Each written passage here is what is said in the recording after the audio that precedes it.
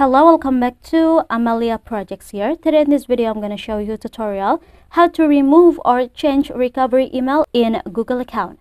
But before it, I hope you guys click subscribe and the bell button to support the channel. And yeah, now without any further ado, let's get started with the video.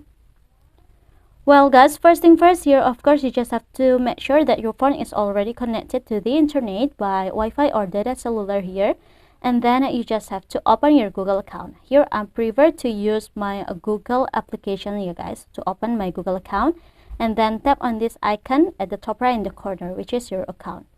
Now go to Google account.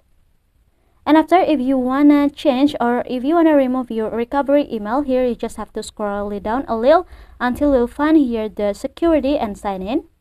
And then at this page, you just have to scroll it down again until you'll find the recovery email. Just tap on it.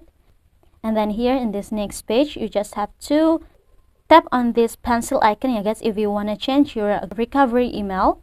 Tap on this pencil icon and you can add another account as a recovery email. And if you want to remove it, you just have to tap on this trash icon.